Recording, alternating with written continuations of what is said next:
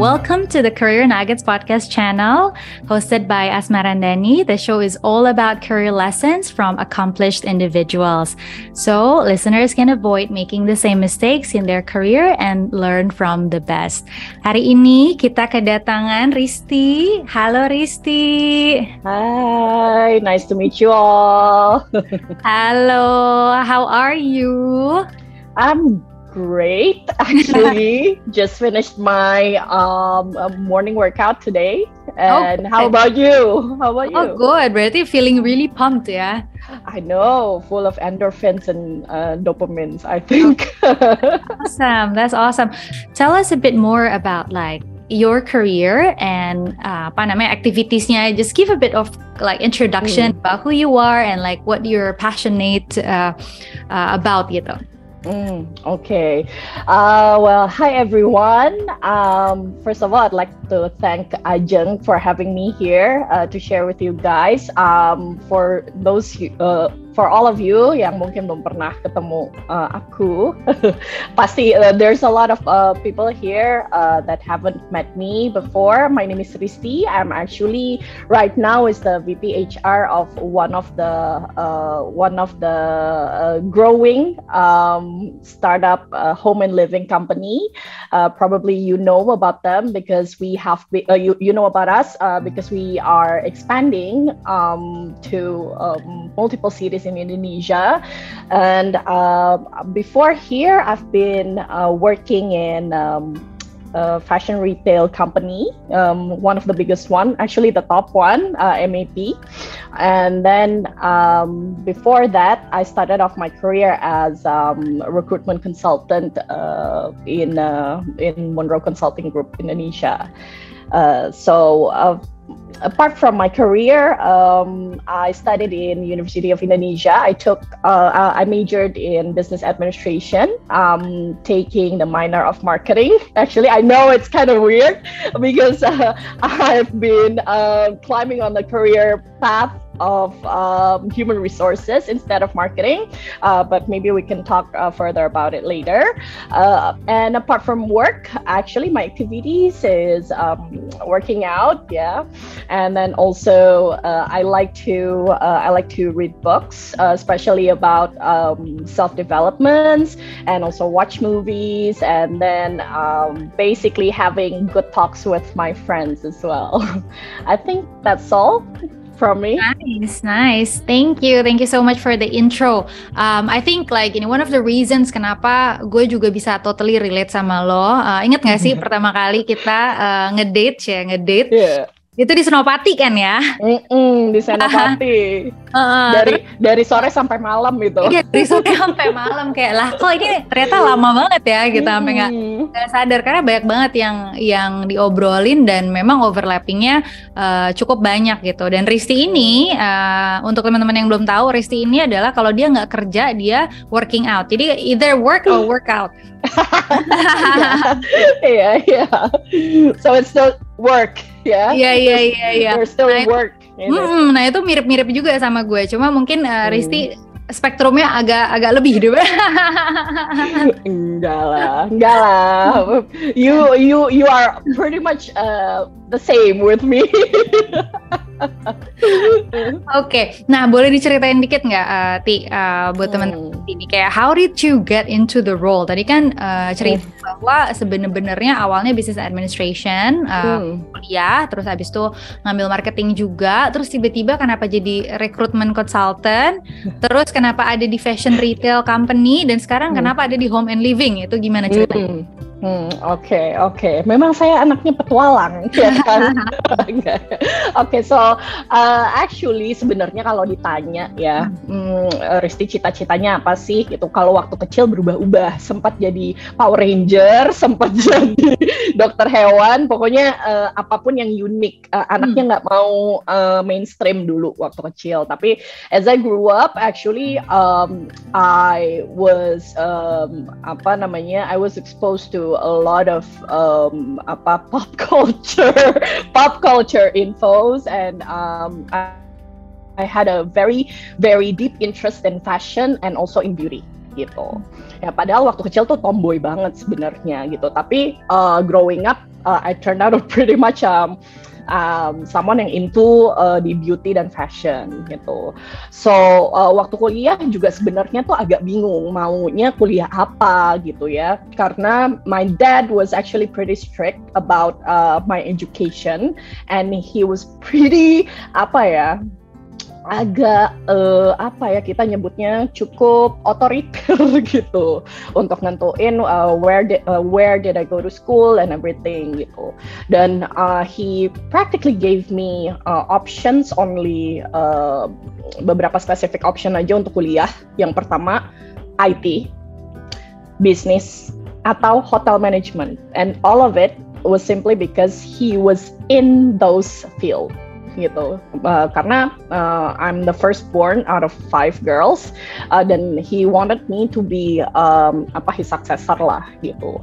Nah akhirnya setelah banyak galau ambil business administration dan marketing karena I was aiming to have a career in a luxury fashion brand, global brand, as a brand manager gitu. Dulu tuh aimnya tuh seperti itu, atau merchandising lah gitu, karena senang jalan-jalan gitu kan, buying ke other countries, terus checking out fashion trends, and then coming into attending fashion week, and so on, something like that gitu. Tapi kemudian ketika apply kerja, ketika lulus dan apply kerja, sebenarnya I did apply for marketing roles and in fashion and in beauty retail companies actually. Cuma nggak tahu kenapa waktu itu tuh dapat sebenarnya di salah satu FMCG lah gitu, FMCG, and then dapat posisi event management. Saya si ambisius dan idealis merasa itu kurang challenging untuk saya gitu. Jadi pengennya tuh strictly di brand management gitu, dan udah cari aja terus product manager, brand manager gitu.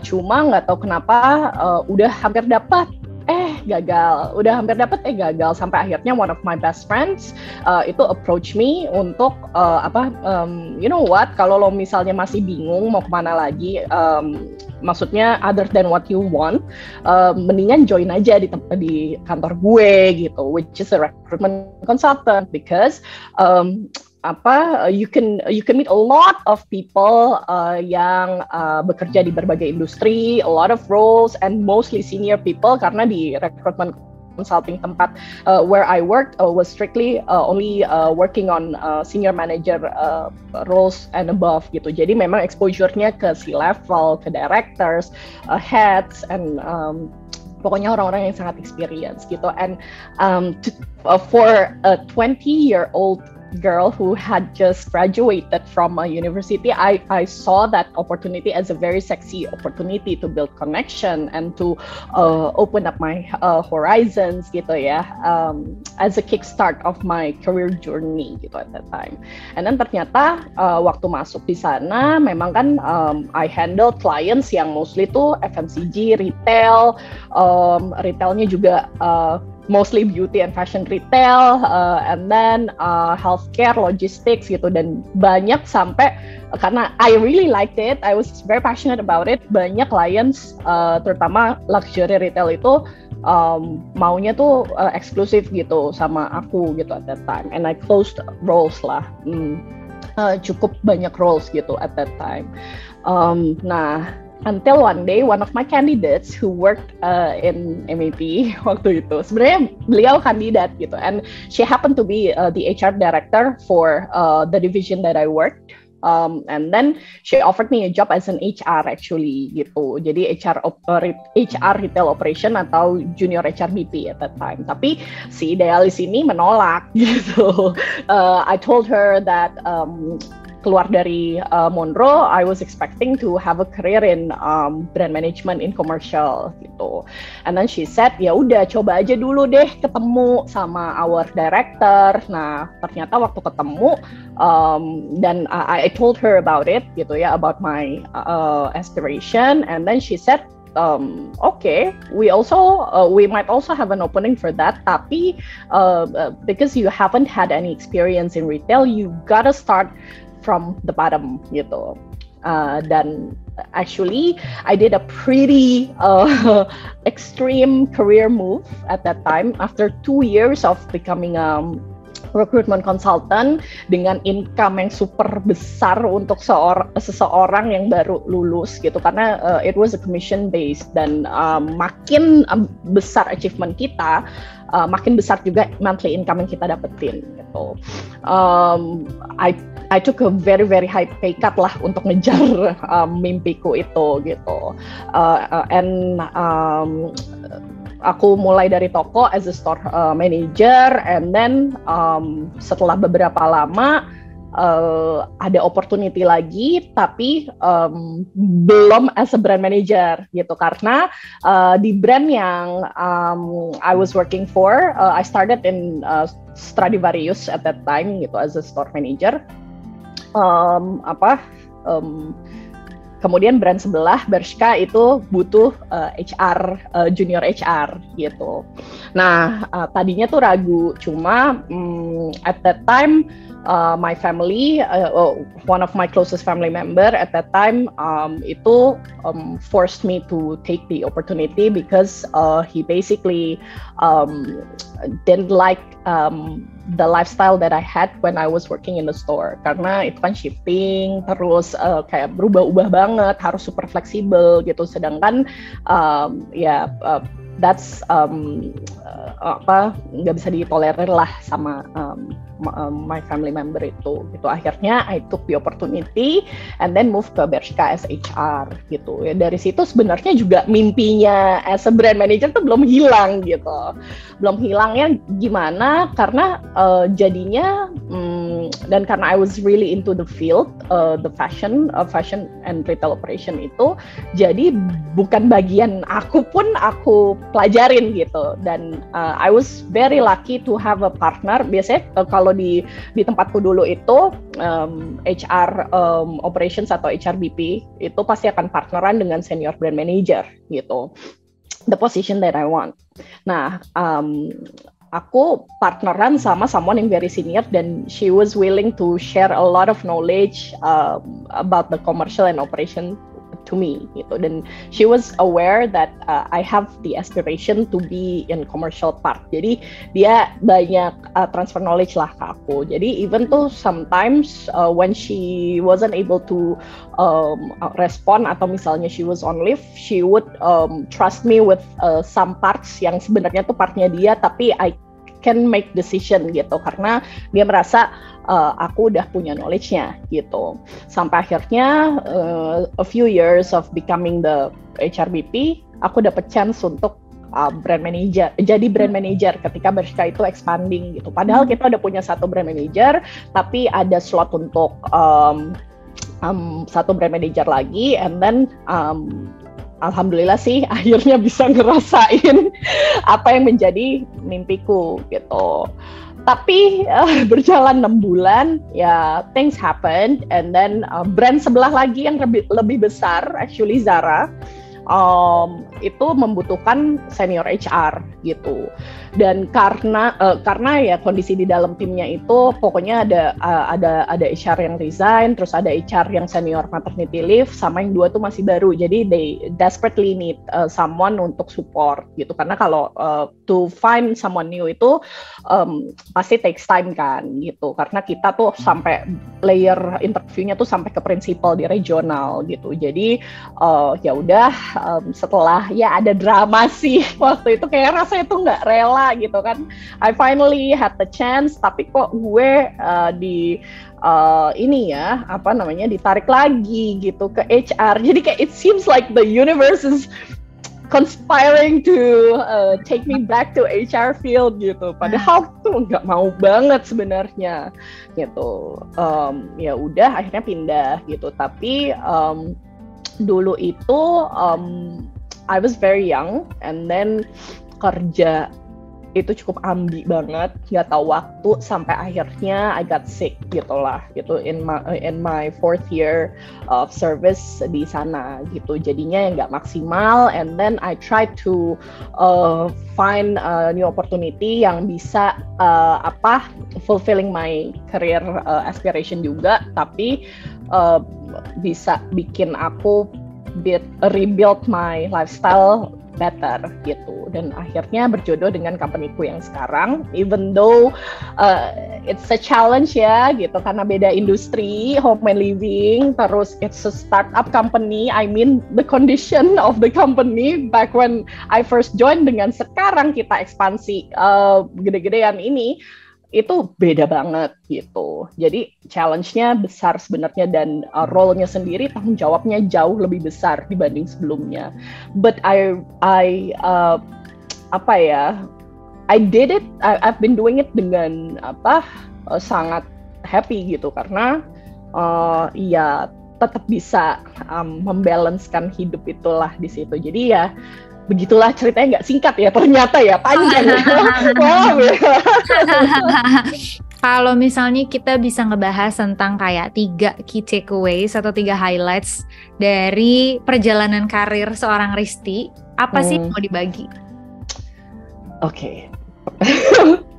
Pertama, karena belajarnya banyak banget sih sebenarnya gitu. Tapi ya itu, the first main takeaway-nya adalah always be open-minded to learn things gitu, whether it's new or something that you've already known before gitu, karena learning itu something yang selalu akan perlu untuk dilakukan seumur hidup gitu, dalam hal apapun itu gitu. Jadi opportunities yang datang, even though mungkin it's not what you want, but perhaps it's something that can help you learn better about either yourself atau what's better for you gitu, kayak gitu sih ya.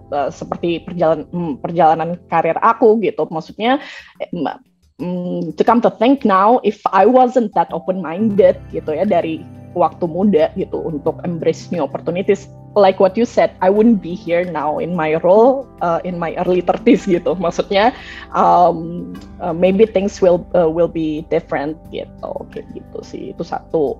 Yang kedua, take care of yourself, please. I'm talking about taking care of yourself is a very broad topic, I think gitu. Taking care-nya itu dalam hal apa? Banyak banget sebenarnya turunannya gitu ya. Taking care of both of your mind, body, and soul, itu pastinya ya, generiknya. Tapi activity-nya itu banyak banget teman-teman gitu. Maksudnya pertama, to take care of yourself itu ya, you need to get to know yourself first gitu.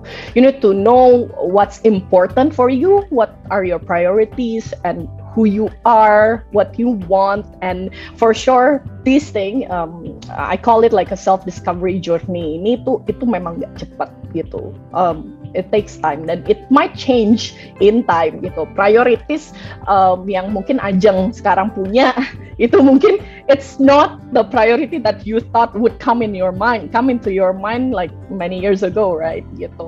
I mean, jadi ya itu nyambung sih sama key takeaway yang pertama tadi. Always be open-minded to learn. Dan ya ini, taking care of yourself, cari tahu dulu kamu tuh siapa, kamu tuh mau apa gitu, what's important for you. Dari situ you know how to take care of yourself gitu. Apakah itu dengan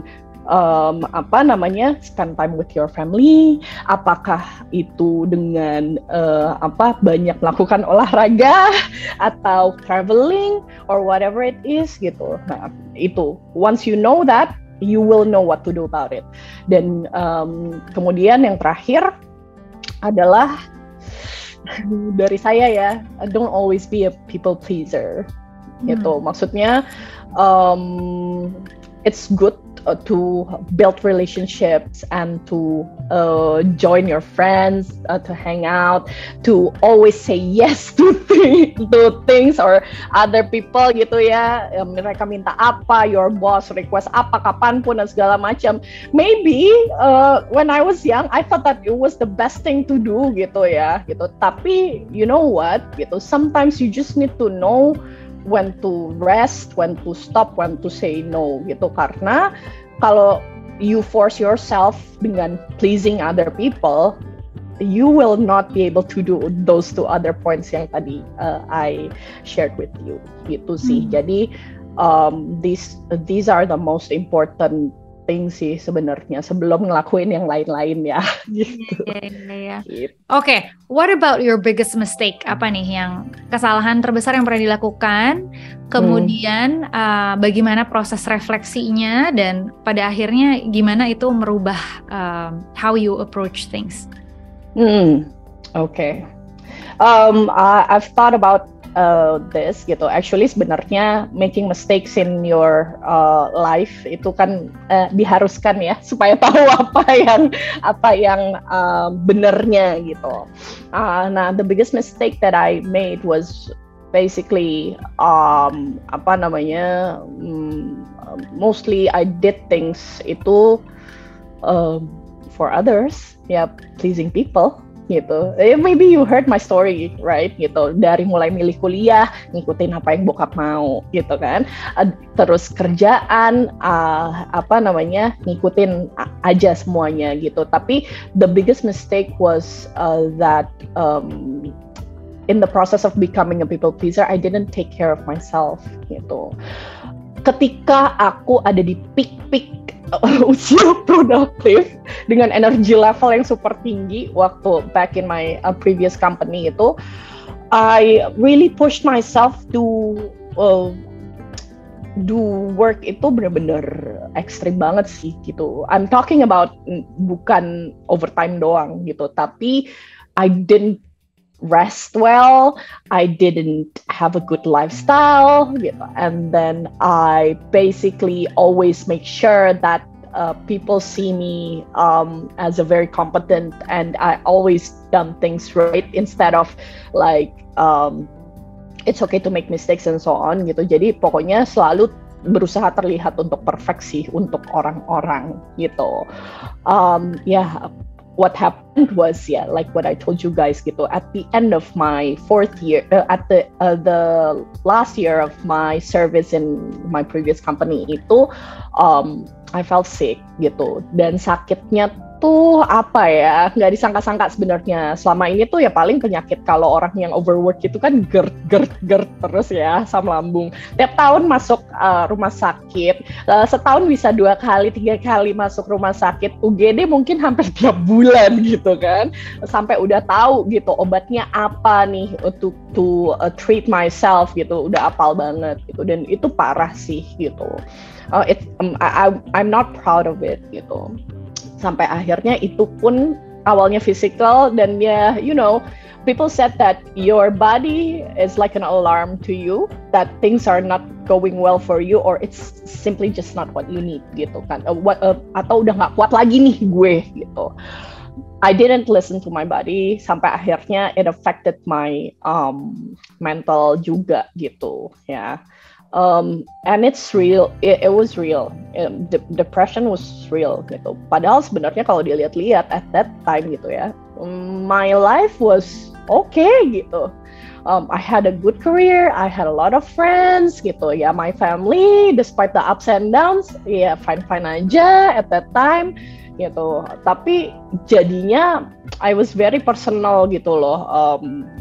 Ketika something didn't really go my way atau hasilnya tuh nggak seperti yang I wanted people to perceive gitu ya. I wanted people to get gitu. Jadinya tuh I basically really put the blame on myself banget gitu. Jadinya ya depresi sendiri gitu. Kayak Ajeng tadi bilang kan, kayak kalau something happen tuh kayaknya ya I blame myself so much gitu. Nah itu tuh benar-benar sampai parah banget dan ujung-ujungnya malah jadi apa? Jadi makin nggak perform gitu. That's why makanya I try to do things differently ketika pindah ke current company, terutama di awal. I know it's a bigger challenge and everything is a different challenge. I'm not saying that it's definitely bigger atau better gitu ya, tapi it's a different challenge yang cukup besar juga, tapi I could manage it better because I did some things differently gitu. Ya ketika something, apalagi kalau di startup ya gitu, kan masih banyak trial and error gitu. Gak ada yang perfect gitu, banyak hal yang belum ada. Bayangin kalau misalnya I still had the same mindset atau I still react to things the same like how I did before gitu. Maksain diri dan segala macam, bisa lebih gila kayaknya. Apalagi pandemi kemarin gitu. Pandemi kemarin lihat kanan kiri pada layoff gitu kan. Terus kayak aduh gimana nih kita toko padahal retail offline kita baru mulai ekspansi tapi udah harus tutup karena pandemi. Terus banyak hal yang udah di project bagus ternyata kok nggak sesuai harapan gitu. Dan apalagi kan itu tuh related sama kesehatan orang-orang yang at that time awal-awal pandemi itu it could end to death gitu kan. Bayangin aku sama CEO-ku dan all the management team itu tuh kayak deg-degan tiap hari gitu. Maksudnya deg-degannya tim kita nggak apa-apa nggak nih gitu. Apart from just apakah nih perusahaan harus tutup atau bisa jalan terus gitu ya gitu. Tapi untungnya sih karena udah beda mindsetnya, lebih fokus ke what should we do? What should we do gitu. Instead of focusing on the problems only gitu ya. Kayak terus ya masalah gini sih, tunjuk-tunjukkan salah siapa, atau misalnya kayak aduh ini nggak berjalan kayak sesuai dengan yang seharusnya, aduh ini terjadi seperti ini, salah saya. Yang ada ya udah trapped in that thoughts and you cannot think or do things yang sebenarnya tuh sharply impacting positively to that problem gitu loh. Jadi ya udah fokus on the solution aja gitu, kayak gitu sih. Itu yang paling aku lakukan berbeda gitu ketika hadapin hal-hal yang kok kayaknya melenceng atau kok kayaknya jelek gitu ya. Ya udah fokus ke ya udah what's next gitu. Ya bukan berarti kita nggak misalnya kalau ada kesalahan yang perlu ditegur atau apa kita didn't do anything about it ya, we do things gitu, tapi ya pikirannya fokusnya ke depan aja, how to fix it, gimana caranya supaya nggak kejadian lagi, instead of blaming gitu. If you can leave one wisdom gitu ya, one wisdom nugget gitu tentang karir gitu ke orang lain, apa yang mau dibagi?